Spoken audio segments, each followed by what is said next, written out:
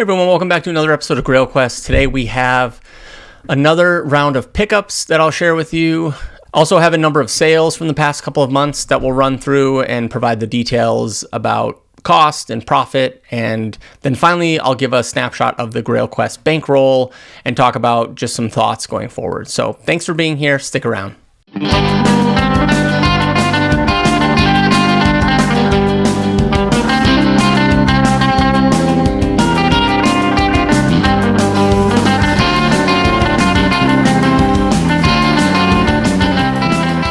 Today we have another round of pickups for our Grail Quest Bankroll Challenge. I have 10 more cards here that I'll dive into. We'll talk about what I paid for them.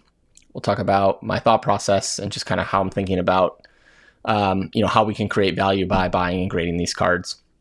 After this, I'll also get into another quick snapshot of our ledger because we have made some sales since the last video, so I'll go over those as well. Without further ado, let's get into the first card here. So you'll see this one in other videos and other variations like it. This is the Cody Gakpo Mosaic World Cup, the red and gold choice, numbered out of 88. A rookie card. We paid $22.06 for this one. We've sold these in the past. I think I sold the PSA 10 for about $90. So the idea here is hopefully in a PSA 9 we can break even. And with a PSA 10, probably double or so our money all in. So like the Gakpo there, we actually have another one of these. This one I actually got for $17.21, so a bit cheaper. Same thought process there, just great. Hopefully we get a PSA 9 or 10. The next one here is a 2015 Select Cristiano Ronaldo. It's the Blue Prism out of $2.99 with the red jersey. And this one we paid $36.63. So I actually think I got this one for a pretty good deal. Figure all in grading, depending on what the grading level is when I send this, could be all in for around $55, maybe a little less. Just figure in a PSA 9, we probably have a path to breaking even there. And obviously in a PSA 10, I've noticed that this set is actually a little, a bit more sought after than maybe it has been in the past. And you can still get singles for relatively cheap. So we'll see how that one does there. The next one we have, this is a 2020 Topps Merlin Chrome Gold Refractor out of 50, the Kylian Mbappe. This one we got for $60. And again, same kind of deal. Hopefully in a PSA 10. This will probably be a pretty big card, Gold Refractor, and then PSA 9. Again, hopefully we break even. I haven't really been able to get a lot of Mbappe, so I'm always excited to get an Mbappe, especially a Gold Refractor. And yeah, we'll see how that does. Next one, we've graded a couple of these as well. This is the Giannis Antetokounmpo. This is a 2021 Panini Spectra. This is the Celestial variation out of 99. Got this one for pretty cheap, $6.31 so far. So we could grade this for pretty much like $25 all in. I sold a PSA 10 of these for, I want to say around $75 a while back. So again, this is just one of those cards where if you get a 10, there's upside to basically double or triple your money. Even in the 9, you can probably break even. And worst case scenario, if this wasn't gradable, we could probably even sell this for a small profit given how little we paid for it. Next, we have two more of the same ones. This is Jalen Williams, rookie card, Panini Court Kings 2022. He finished second in the NBA Rookie of the Year voting. A lot of people love his upside. Great player for the Oklahoma City Thunder, who have a lot of really good young players. This is the rookie level 3. So Court Kings has 4 rookie levels, 1, 2, 3, and 4. 4 being like super, super short print. 1 being obviously very common, and 3 being kind of like short printed. Got each of these basically around $40 on average for the 2 of these. I got them for different price points, but we're basically in for $40 on each. If this is a PSA 10, I think it's like a $100 card, and even a PSA 9, hopefully we limit our downside or, maybe break even. Even getting like a 9 and a 10 here, I think would be totally fine. So we'll see how those do. The nice thing about Court Kings is that because it's the canvas material and the corners here are all white, you really only have to worry about like corner dings and some chipping. because they're not chromium cards, you often don't get a lot of like surface issues or scratches. So we'll see how those do. We have another Panini Court Kings. This is the Chet Holmgren. He basically didn't play last year. Was the second pick of the draft, I believe. Didn't play, and so kind of an unknown. There's only $7.69. So figured, again, limited downside, PSA 10, and we probably do pretty well. Next up, we have, this is a 2022 Panini Prism UFC. This is the Rose Namajunas Auto Blue Prism out of 49.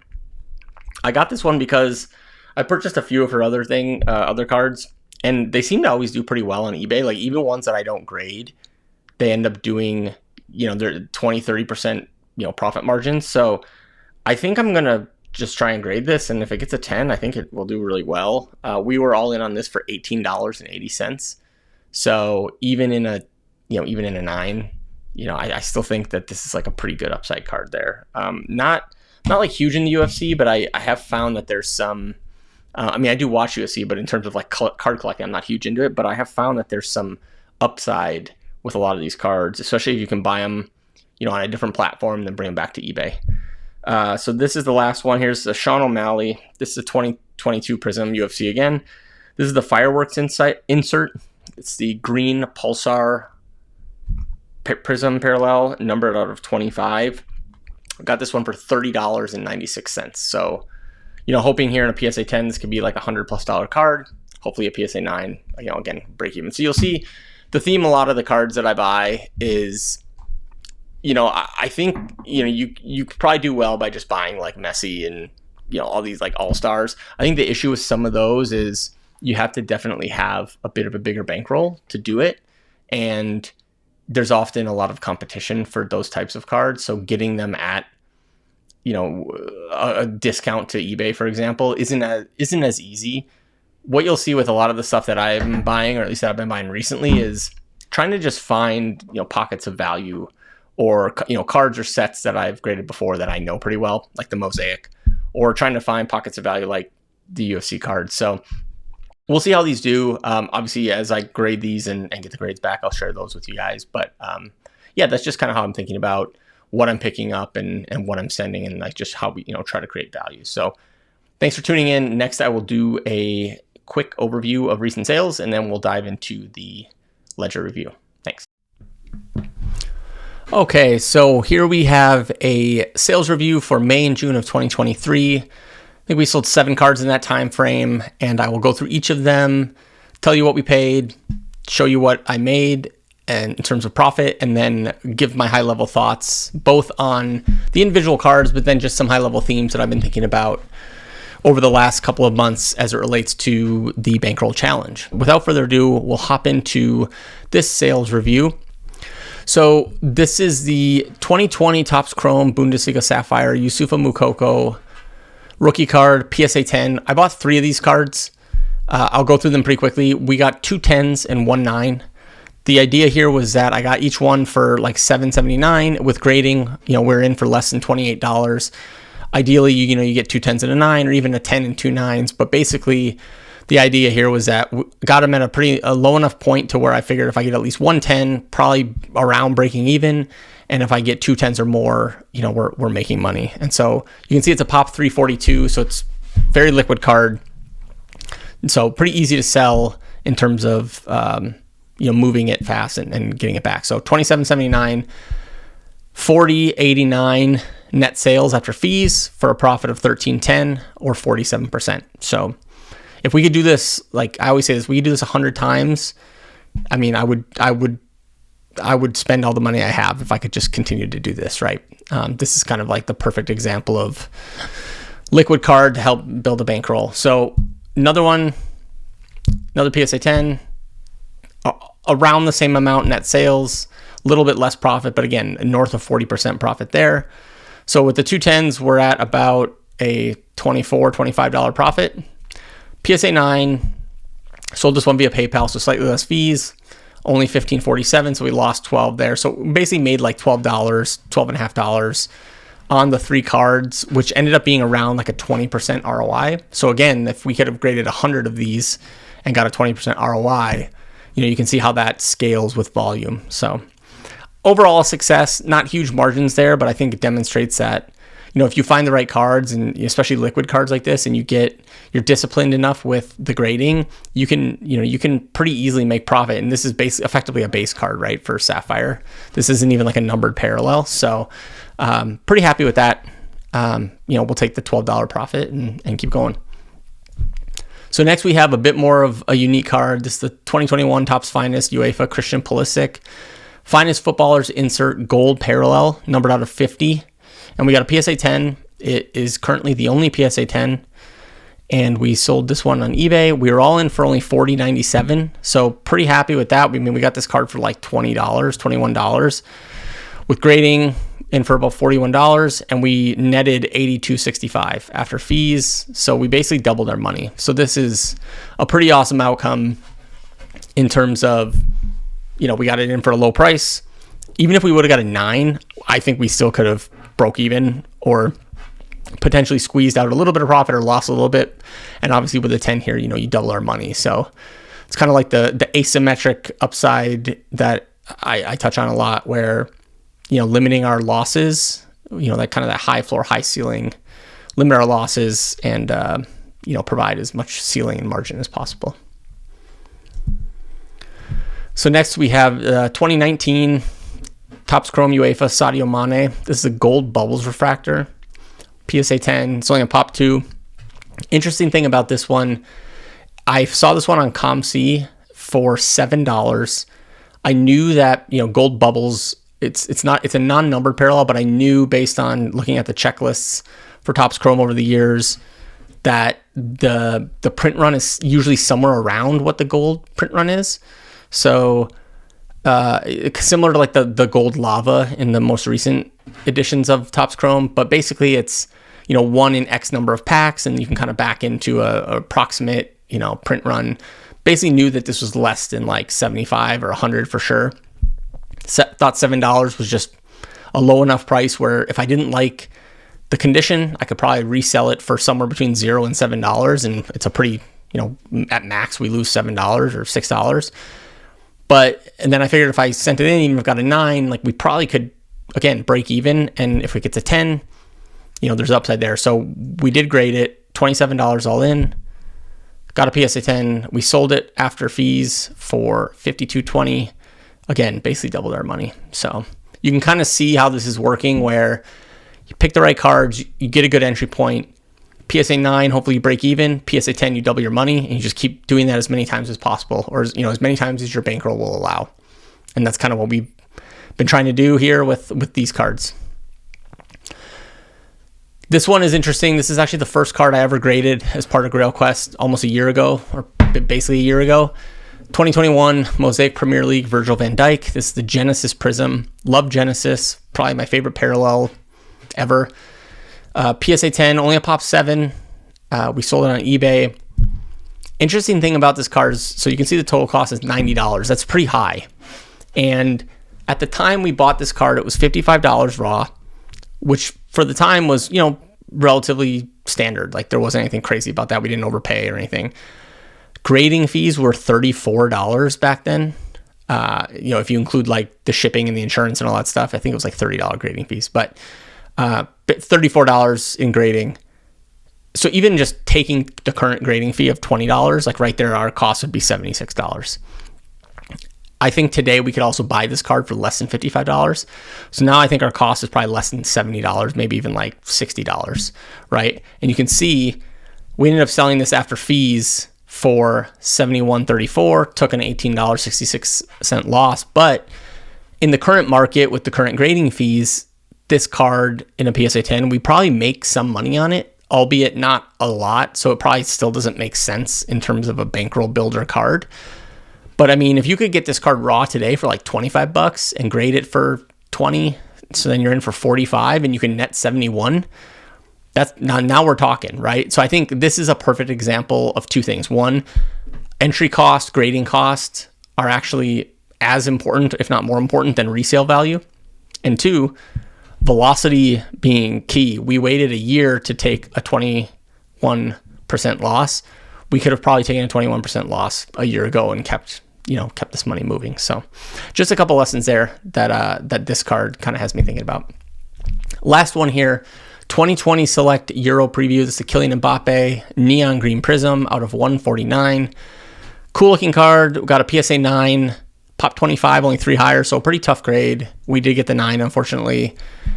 We were only in it for about $60, which again, I thought was a pretty good price, all things considered.